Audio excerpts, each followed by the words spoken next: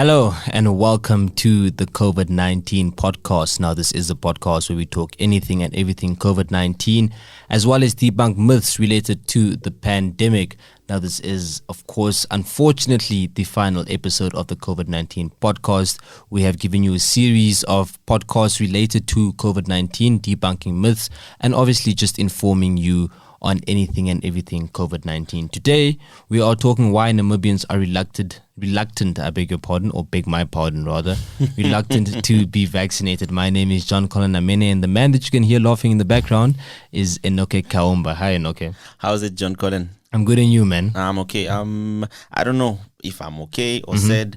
I've learned a lot from this podcast, being part of it, and eye-opening.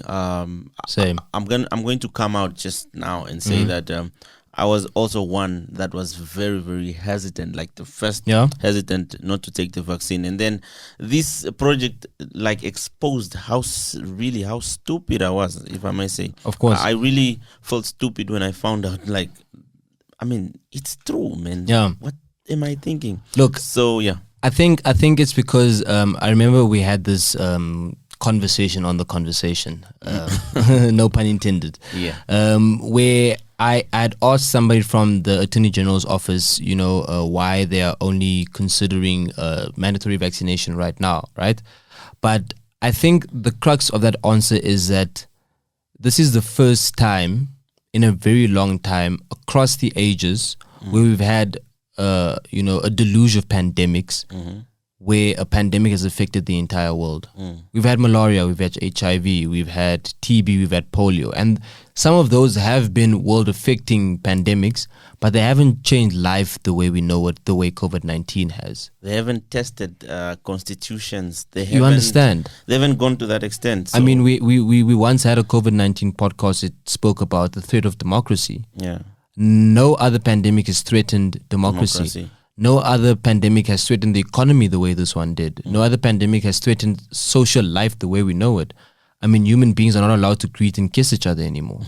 You understand? Imagine. But anyway, we are talking why Namibians are reluctant to be vaccinated today. This is comes from a column by researcher from Survey Warehouse, Christy Calder, who obviously just spoke about, COVID-19 data, being a great concern, seeing that new infections are increasing rapidly. This was, of course, written on or published rather on the 4th of June this year, when we were in the peak of the third wave, which was extremely terrible, unfortunate. Yeah. I say unfortunate because we lost, a few lives, and that shouldn't have been the case.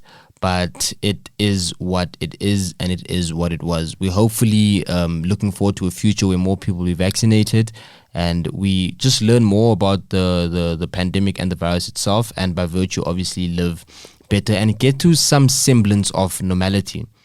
So John-Colin is going to look at some of the aspect or the data that Mr. Christie collected at that time, and we'll try to maybe make comparisons of them from then and how it's making sense now. So let's just get into it. Right. So there was an Afrobarometer sort of survey that Survey Warehouse conducted, showing of and from 1,200 elderly Namibians, revealing why they are worried about the effects of the COVID-19 vaccine and COVID-19 in general.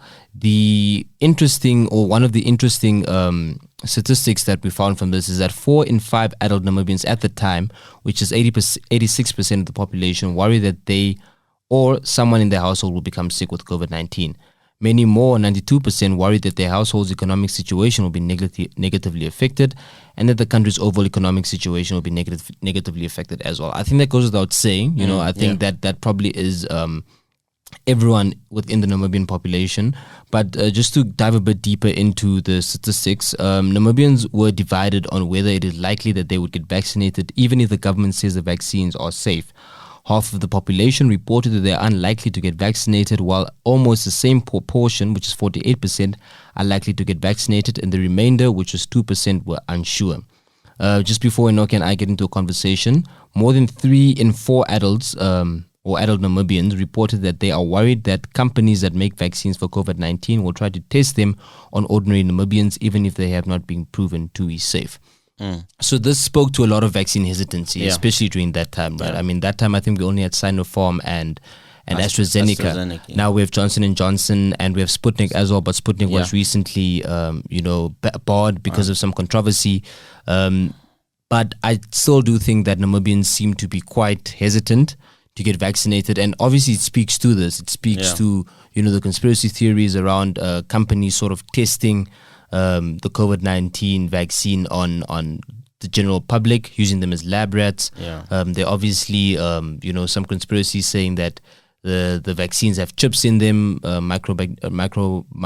biological chips basically, which traces them and all of that, or tracks them.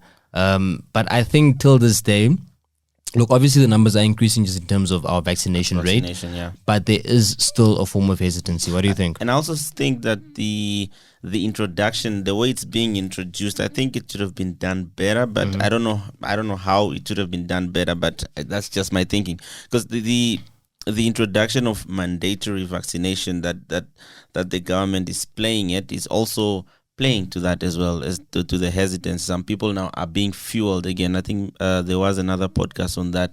So just to add a little bit to that, I think that also played. It played then, but when you put it in the context of the present now, I think the mandatory vaccination is also playing a factor into the hesitancy, which shouldn't be the case, I think, for me. Of course, I mean, it was a discussion the world over on whether governments are going to force, citizens to get vaccinated, but it wasn't as detailedly and deeply discussed as it is now, because now it's in Parliament, it's on the table.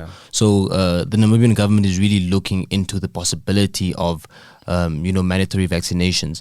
But I think back then, obviously, it did speak to or gave more fuel to hesitancy, because, I mean, as a democratic citizen in a democratic country, why should I be forced to do something I don't want to do? You understand? But like we mentioned earlier, COVID-19 has sort of tested democracy, but I do think that everything the government has done is within the context. 100%. Governments the world over, everything they have done is within the constitution of the government. I just think that we haven't seen the full sort of steel or executive flex, for lack of better words, of the government, because they never needed to. The government never needed to, sort of force people to stay indoors. There was never need for that. There was never need for a state of emergency the way we've seen it. But it was always an option within the constitution. We just never knew about it. And with COVID-19 has also shown us many other things and taught us many other things. I mean, people now know what inoculation means. I didn't know what inoculation meant before COVID-19. Although it's something that we've learned in school, but we've probably just forgotten about it. So moving on to the article, or moving further into the article, it says close to 2 in 3 adult Namibians believe that prayer is more effective than a vaccine would be in preventing COVID-19 infection. And Chrissy further writes that our data suggests that as a nation, we need to do a lot more work to convince the skeptics that vaccines are safe, and it is a cause we all need to get involved in. The nation cannot leave this important task to the government alone to do by themselves, as many Namibians do not trust the government in this regard.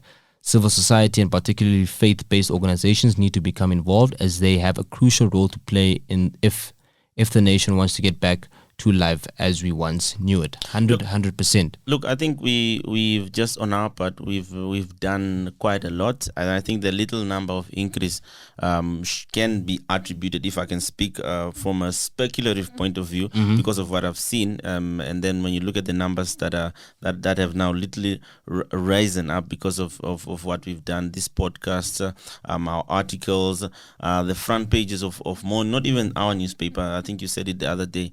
The other newspapers, NMH, Namibian Sun, New Era, all of them, the combination, even the national broadcasters, 100%. This thing, I think we've done enough. We've done all we can. I mean, this podcast, I think when we started, I said of how I was one of the ones in the skeptics. Skeptics. But now I went over. I think I even had cousins that I changed because of this podcast that I'm doing. People hated me in groups. I was that one. one who was telling, you are lying, chief, you are lying. Why are you speaking?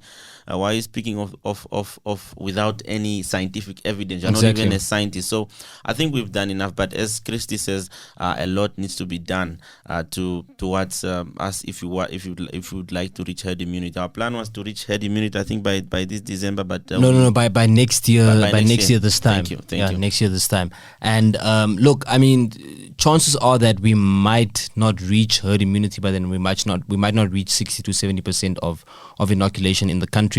But I do, however, think that I mean, the last time I checked the stats was, somewhere in mid October, where we had 15 to 20% of the country vaccinated. Yeah.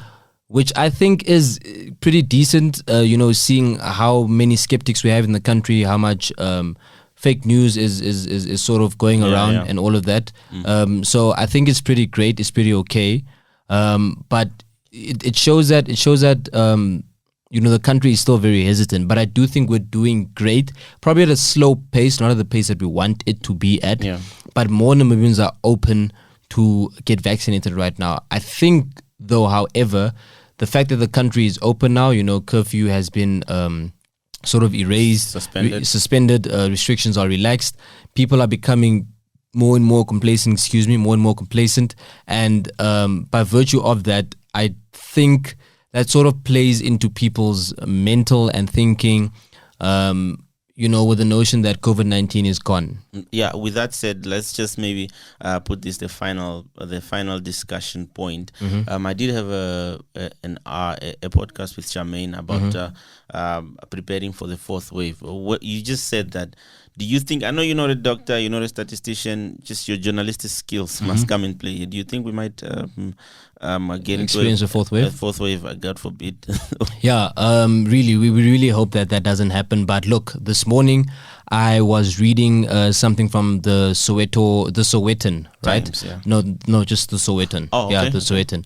But obviously, over the years, the Sowetan has sort of also been, clouded with either misinformation and stuff like that. So we can't really take them as a credible source. Okay. But also, they have been recently, slowly but surely, rebuilding their reputation. So I would say that they are a good enough source to sort of get news from, but obviously we need to do more research. So the Sowetan says that 533 cases of COVID-19 have been reported in the past 24 hours in South Africa.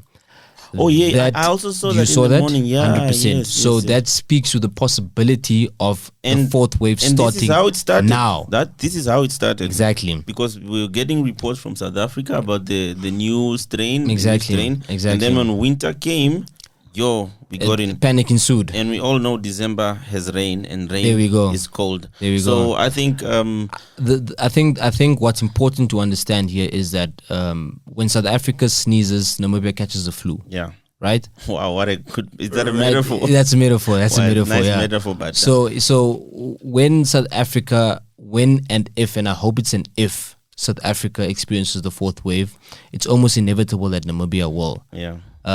I obviously just hope that we are more prepared, but I do think at this point a fourth wave, a fifth wave, and possibly a